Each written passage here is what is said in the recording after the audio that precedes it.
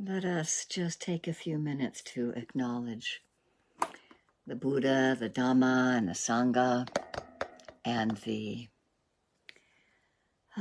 privilege that we have to be able to experience the Dhamma in this lifetime, to hear the teachings, and to be reminded of the support that we have with each other, the importance of the Sangha, and the importance of being exposed to beings like the Buddha who became enlightened, who were able to understand how suffering connected to grasping and desire can really cause us angst in this lifetime. And so paying homage to the Buddha, the Dhamma, and the Sangha. And it's a good idea to go over the precepts, but maybe I will do them maybe toward the, well, no, maybe I'll do it right now. Yeah, because it's a good New Year, not even a resolution, but just acknowledgement of the basic precepts that were set out by the Buddha to help keep our community, to help keep our Sangha safe and protected and live in harmony. And so we undertake the training to refrain from harming any living beings, and we undertake the training to refrain from taking what hasn't been offered. We undertake the training to abstain from sexual activity that causes harm, and we undertake the training to refrain from false speech. And we also undertake the training to abstain from using substances that cloud the mind. And so it's a hope and request and aspiration that our conduct is conducive to attaining the higher fruits of liberation. And so I'm just going to chant them in Pali. So the first part that I repeat is going for refuge, first in the Buddha, and then in the Dhamma, and then in the Sangha, and it gets repeated 3 times. And then the next is the 5 precepts. So if you're interested in seeing them, I can share my screen. Let's see if I can find it. Yep, I think this is it. And if you'd like to chant along with it, you can.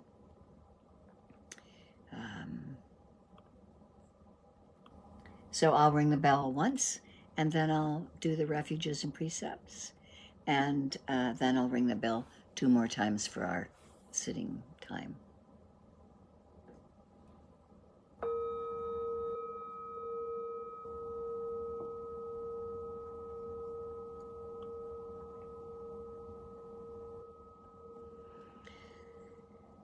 Namo tassa bhagavato arahato samma sambuddhassa. Namo tassa bhagavato arahato samma sambuddhassa. Namo tassa bhagavato arahato samma sambuddhassa. Homage to the Blessed One, the Perfected One, the fully enlightened One.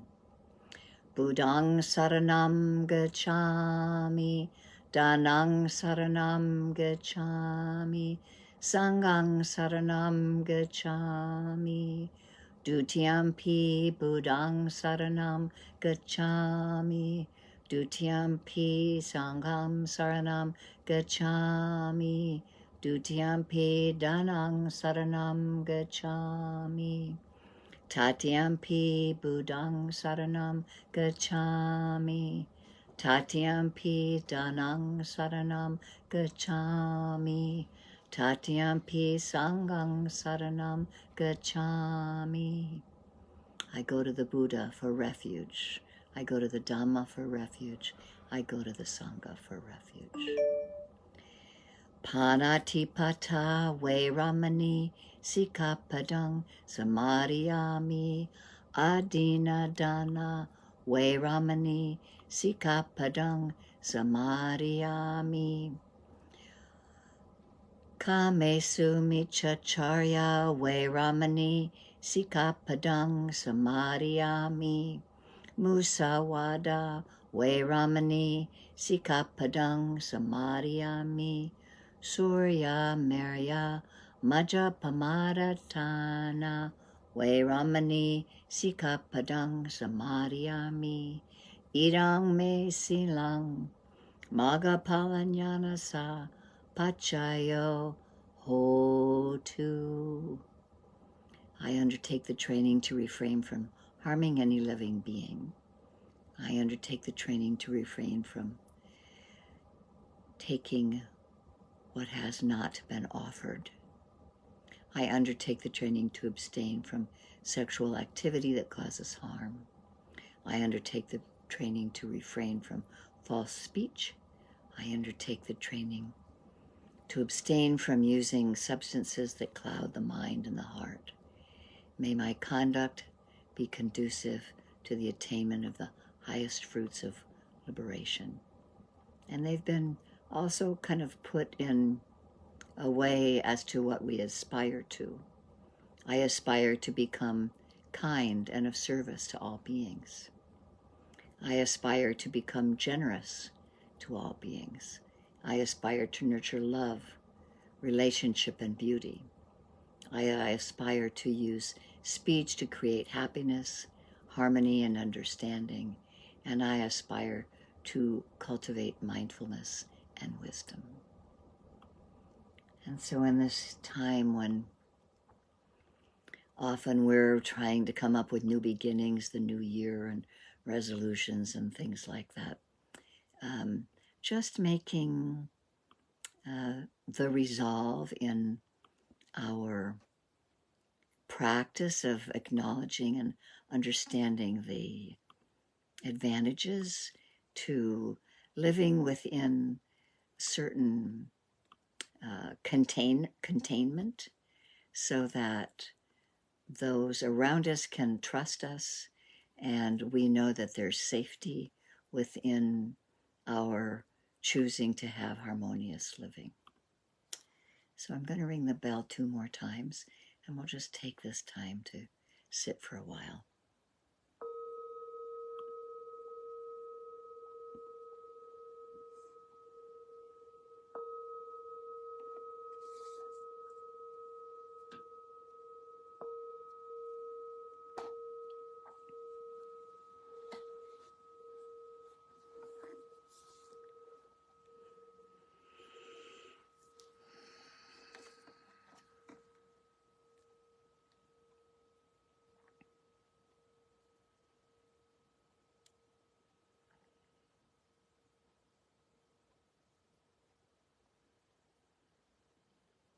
Finding our comfortable position, sitting in a way that works for you as long as you can hear my bowl when I ring it again. Letting the body settle into a place where we can begin to really pay attention and notice what's happening in the present moment. At first, sometimes it's nice to take a couple of long, deep breaths and really settle. No control over the breathing, just arising and falling. Maybe let it out your mouth a little, in your nostrils and out your mouth.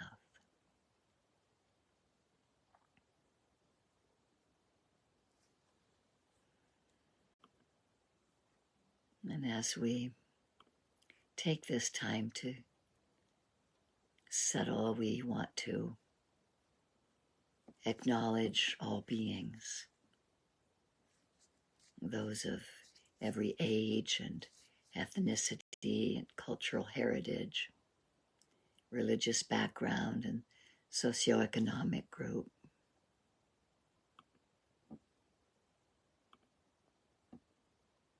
Abilities and sexual orientation and gender identity. We want to study together and practice for the benefit of all beings and for this earth upon which we sit, recognizing that the suffering that's caused by biases and prejudices and systems of power and privilege, oppression based on race and sex and class and ethnicity, age, religion, and national origin, gender identity. So we aspire, especially in our practice, to do no harm and to let go of some of the barriers that cause separation and suffering, that our liberation is connected to all beings. And so, just for ourselves, acknowledging where we're living, those indigenous peoples whose lands we are now seated upon, respectfully acknowledging all the indigenous communities of the past and the present and the future, those that were forced to leave for the benefit of us, for the colonizers and the settlers, and being grateful for their stewardship and the lands that we benefit from, and just including all peoples in our start of this meditation, that we can hold ourselves in kindness, having recited the precepts, and make that safe container for our practice and for others.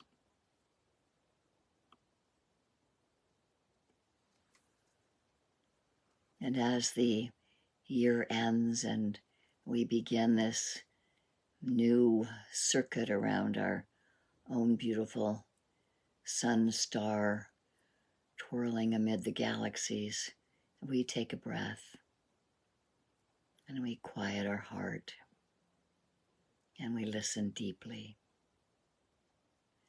There's so much always coming and going.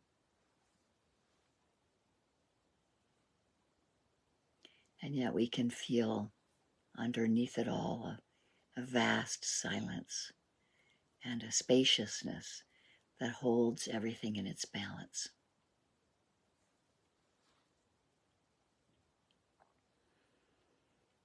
And living in these seasons of change, feeling deep gratitude for the teachings of the Dhamma and for being connected to the loving communities that we relate to in our Dharma practice. And we inevitably have periods of difficulty, personal and collective, and with wisdom and a good heart, our personal sufferings can temper us and help us live with dignity and find an indestructible spirit in ourselves. And so it's this time that we take to nurture our good hearts and pay attention to wisdom that's arising as we learn to bear with the difficulties of the world, and with compassion, courageously we do what we can to mend broken places in ourselves and help with others.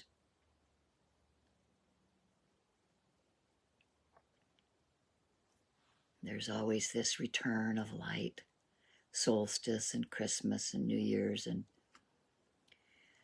Kwanzaa, Hanukkah, all the other celebrations. There's this unstoppable renewal that is life itself. The grass that pushes through the cracks in the sidewalk.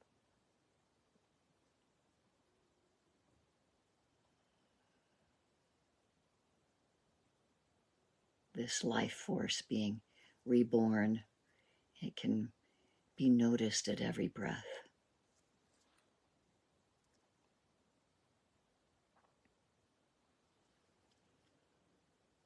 May we take this time to pay attention to consciousness itself and loving awareness that's born into this body in this wild human ride.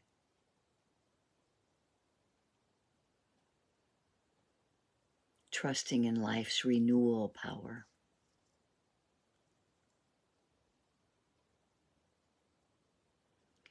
Taking time to listen to our hearts and meditate and rest amidst these constant great turnings.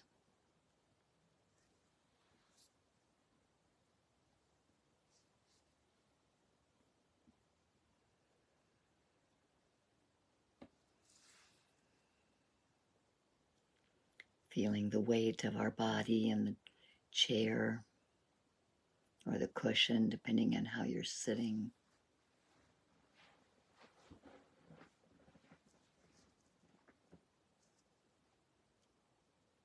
Seeing if there are any more of those long, sort of releasing breaths. Noticing whether it's now an inhale that's short or long, or whether it's an exhale that's short or long.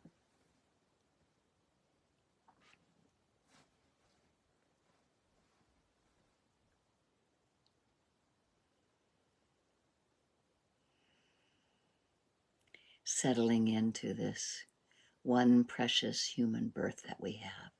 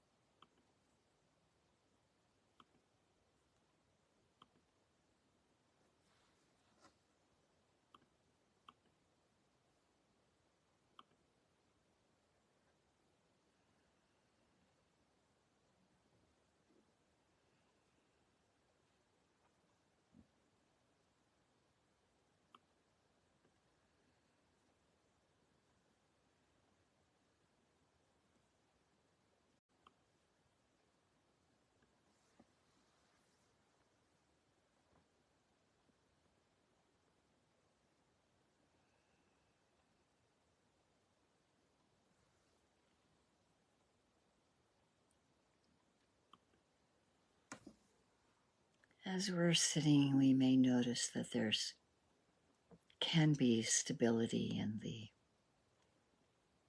body as it sits. As it begins to settle a little more, we let mindfulness be present to really be with what's arising. If we catch ourselves flying around thinking about at least 7 to 10 different things at the same time and trying to get comfortable in the body, we can just notice that there's busyness happening in the mind, or that there's discomfort happening in the body. Or we may notice that we can settle right into that place of gravity, holding this body breathing. Or if we can let our attention go directly to the rise and the fall of the breath. to help us begin again, to just be in the present moment, in which we notice whether something is warm or cool, jagged or smooth or rough, whether it's a place that our body is calling and drawing us to, or whether it's something happening in the mind, an emotion that may be arising and passing. We're present in mindfulness with whatever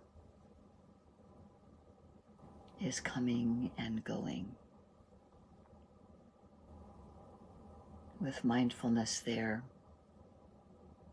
awareness is present, and we can have insight into the temporary nature of what is being seen clearly. Arising, staying for a period of time, passing away. And mindfulness is there to see some part of that, maybe the beginning, maybe the middle before we get lost in thought, or maybe the end when we wake up after we're wandering, come back and we say, oh yeah, I'm waking up to this moment, the end of that storyline I was just following. I can just let it go easily and begin again at the breath or the sit point or at the entire body breathing, feeling the spaciousness of the body breathing.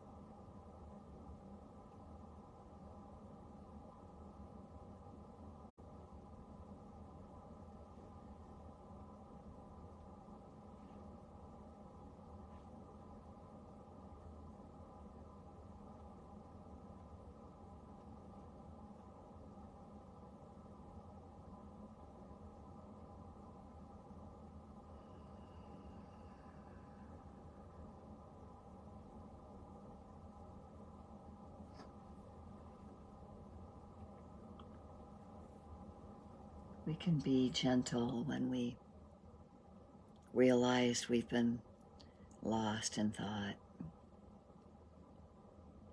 or maybe we're having a constricted mind state over something that's uncomfortable in the body. We can hold ourselves with gentleness, with compassion, and say, it's okay. This might be hard.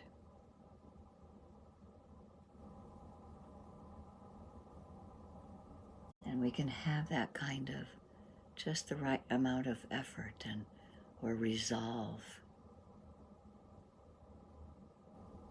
The resolve to begin again, to let go of what isn't skillful, to try to see clearly what's happening in the moment. If we investigate a little more, wisdom arises and lets us see that if we grasp onto something that's happening, we might have a moment of pleasantness if it's a pleasant moment, or if it's uncomfortable, we might have more moments than we want of discomfort. And we can see the constriction that happens in the mind. We can feel it. And we can see, oh, clinging, hanging on here. And that causes unhappiness, discomfort, suffering, dukkha. So over and over again in this practice, we are reminded, when we can see clearly, of anicca, anatta, and dukkha. Which is not something to get depressed and unhappy about, because it is just the way it is. We see it clearly, which actually can bring joy. It can bring a kind of peacefulness to letting go of the struggle.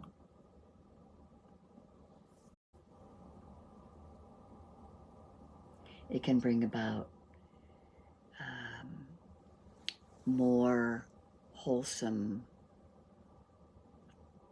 practice of being patient with ourselves, or being generous, having a patient mind, developing that, or developing a generous heart as we keep returning again and again to what's happening in this moment in front of us, or again and again where we notice the breath and allow some of the challenges of the hindrances to be kept out as we build up a single attention to a single object.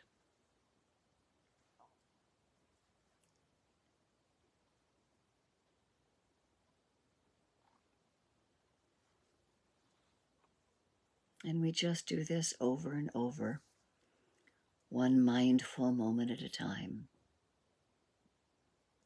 building up moments of mindfulness for consistency of practice.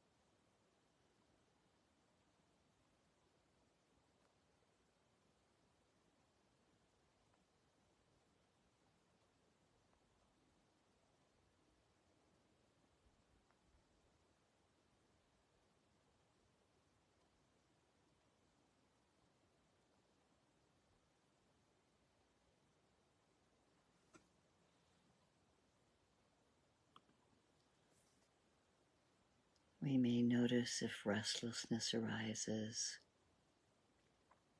or tiredness arises.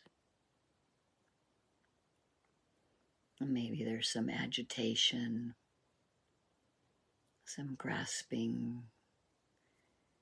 Sometimes there's anxiety or even doubt in the practice. If we see any of these, we can just realize that it's one of the hindrances that comes to pay us a visit, and we can see it clearly for what it is. Just wake up in that mind moment or return gently to the breath.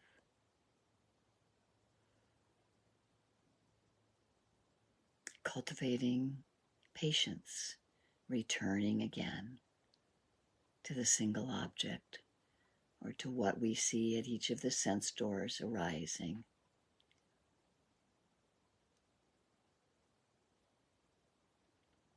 Generosity to ourselves.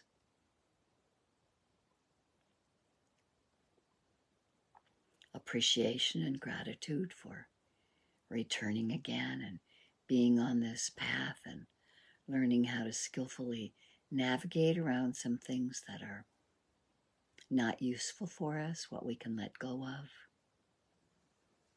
The renunciation and letting go of things that aren't useful that arise in the mind.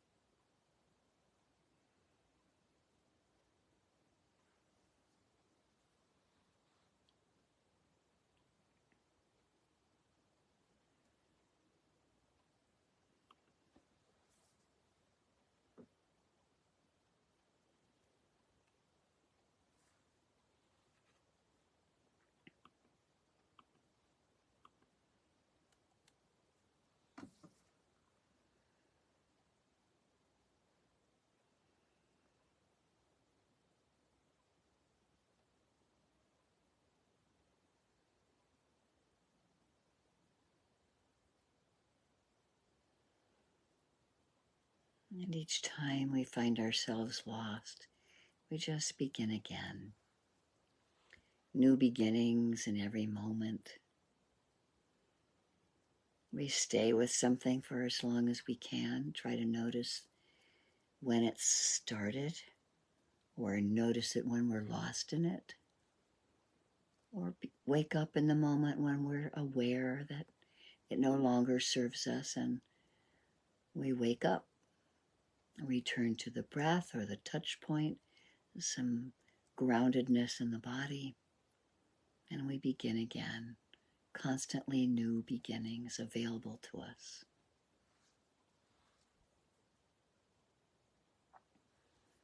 Patience, kindness, generosity to ourselves.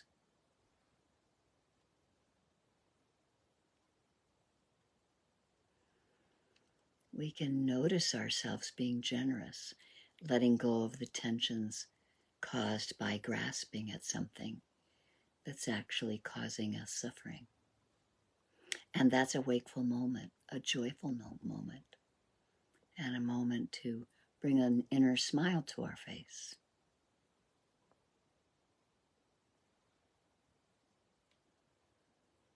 We can let go of the impulses and the reactive habits of the mind, letting go of craving as we notice it arising, using virtue and integrity.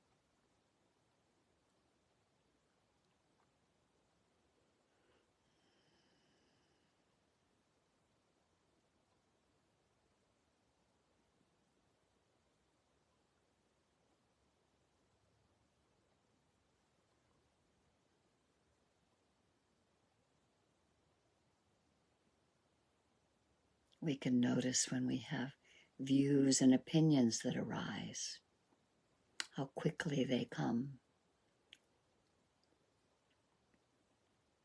They arise, they stick around. That's another opportunity of renunciation, of letting go of views and opinions, prejudices that we notice arising in the mind.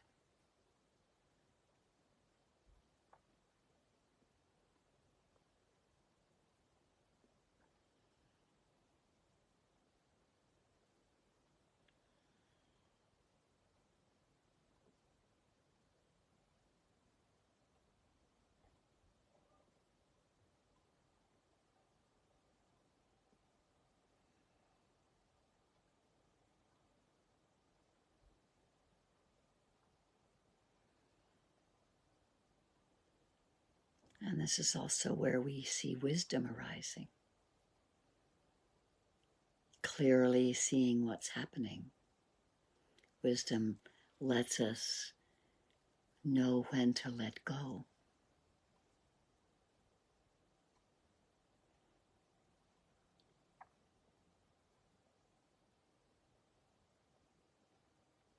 And energy helps us do that. It helps us let go of what might appear sometimes as laziness or distractedness, or that attitude of I'd rather not know. Energy can arise with patience and truthfulness.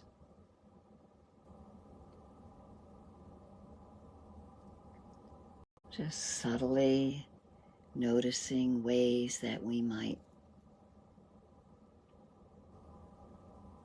hide behind some of our self-narratives, letting truthfulness come to the fore and having that resolve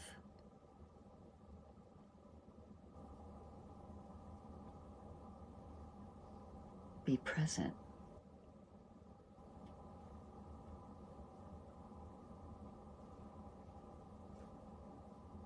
Where we can let go of wavering or let go of indecision.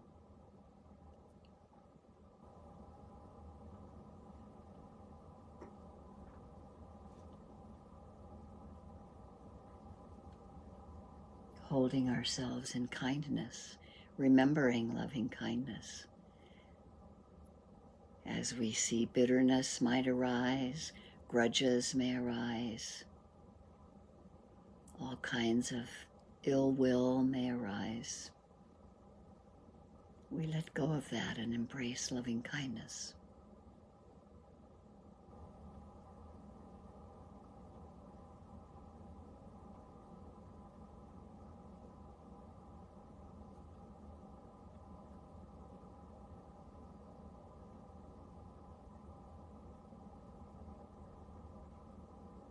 And we can find ourselves more balanced, noticing equanimity when we let go of some fear and let go of some of our preferences. We might find ourselves a little more supported by loving kindness and patience and wisdom.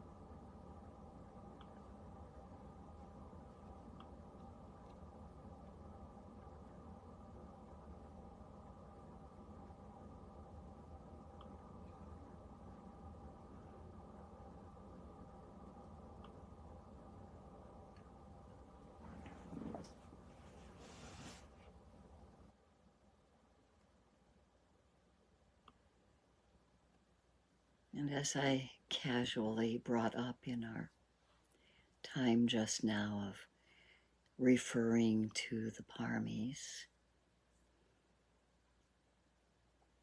the letting go practices,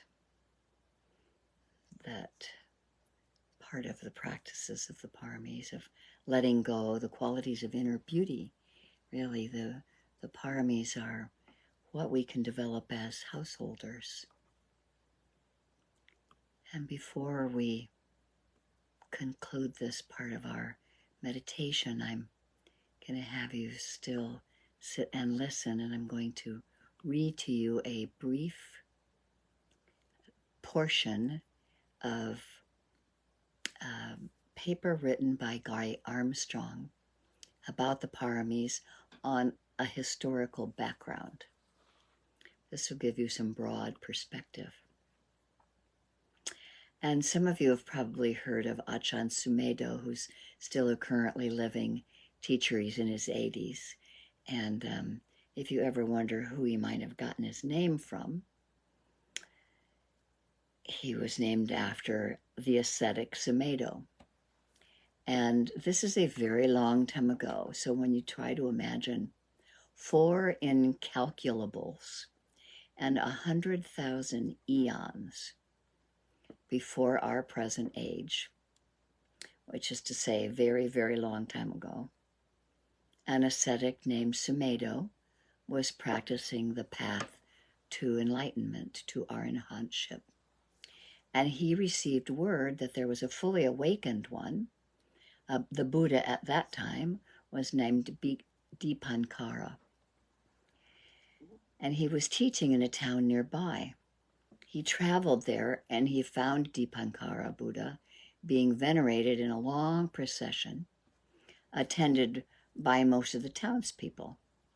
And Sumedo was immediately touched with deep reverence upon seeing the noble bearing and the vast tranquility of the Buddha. And so he realized that to become an enlightened being, to become an arahant, would be of great benefit to humankind. But that the benefit to the world of a Buddha was immensely greater. And at that very moment, in the presence of Dipankara Buddha, he made a vow to become a Buddha in a future life. And this was his entry into the path of being a bodhisattva, of being headed toward Buddhahood. And just then, as he was thinking this, Sumedo noticed that the Buddha was about to walk through a patch of wet mud. And so he spontaneously, out of great devotion, threw his body down in the mud and invited the Buddha and his Sangha to walk over him rather than dirty their feet. And as the great teacher passed, Dipankara Buddha read Sumedo's mind and understood his aspiration and predicted that the ascetic Sumeda would fulfill his vow to become a Buddha at a time 4 incalculables and 100,000 eons in the future. And it was also revealed to Sumedo that had he not made that aspiration to become a Buddha, he would have realized full enlightenment that day by listening to the discourse from Dipankara. And this would have ended his own suffering and also his chain of rebirths. But the Bodhisattva chose instead to devote inconceivable lifetimes of practice to gain the ultimate goal of Buddhahood.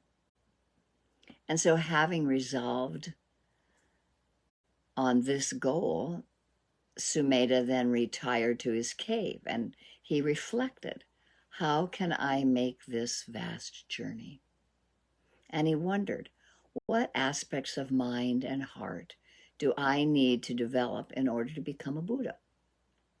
And as he reflected, he saw that there were 10 wholesome qualities that he would need to bring to strength and maturity. And the factors came into his mind one by one.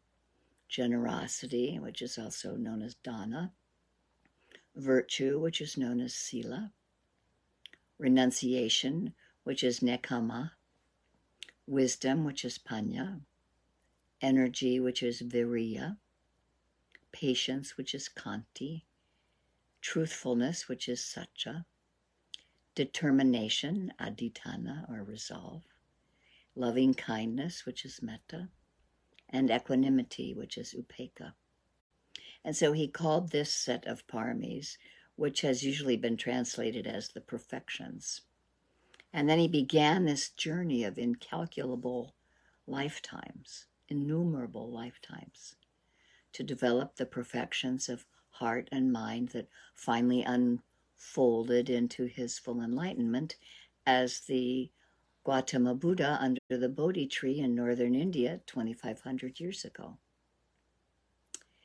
And this story of Sumedo and the Paramis is related to Buddhavamsa, which is found in one of the Nikayas, Khuddaka Nikaya, or a minor collection of the Sutta Pitaka, which is the major stories recorded in the Pali Canon. And so as we take some time reflecting, bringing this sitting section to a close,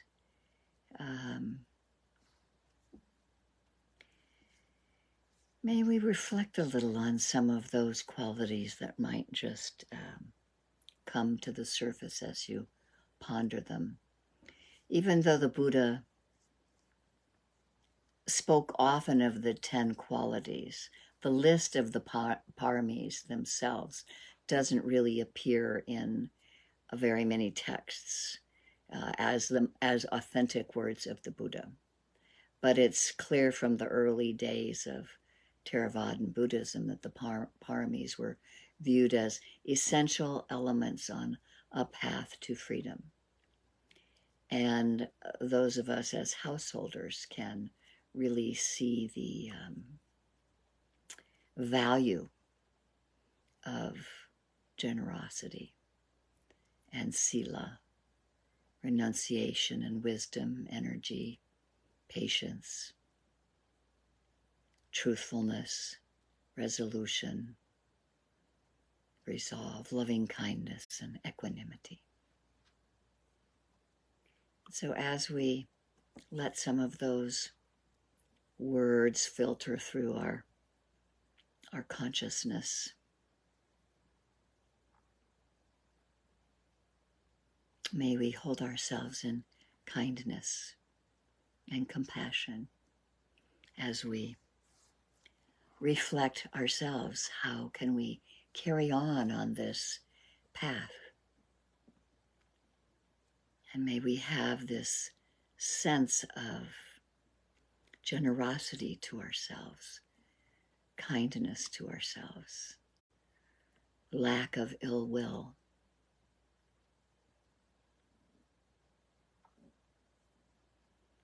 And may we let that feeling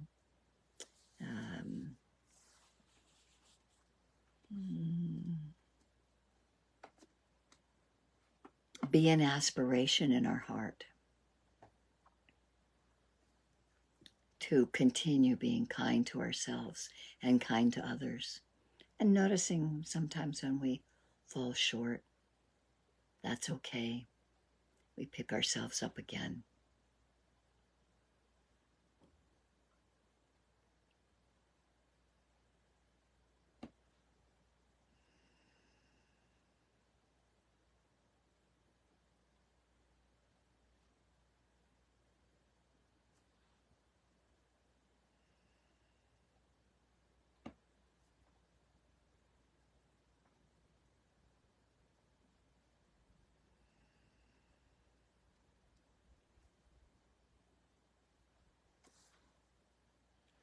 May this sense of kindness, gentleness, permeate our hearts.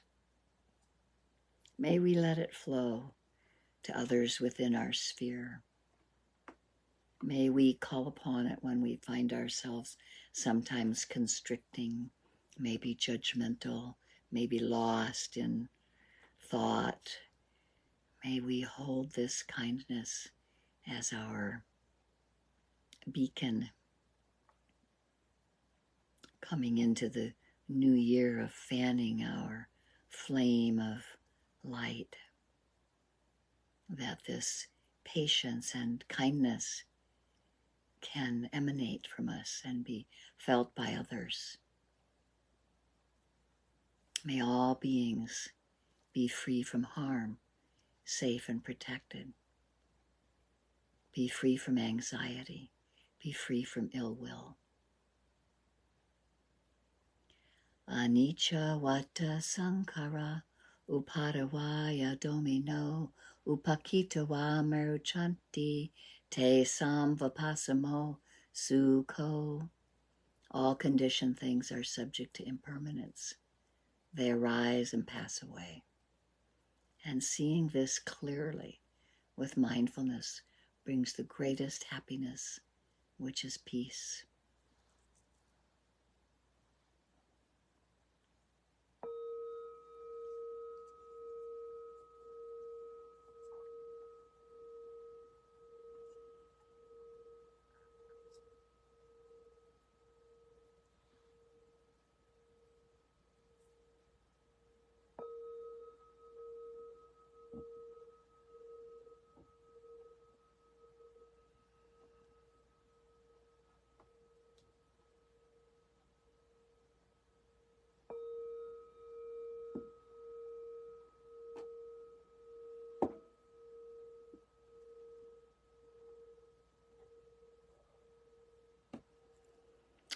May the goodness that arises from this practice be of great benefit, not only to ourselves, but to others.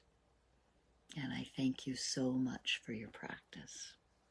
It brings me great joy, great mudita, that we spend this time together. And as you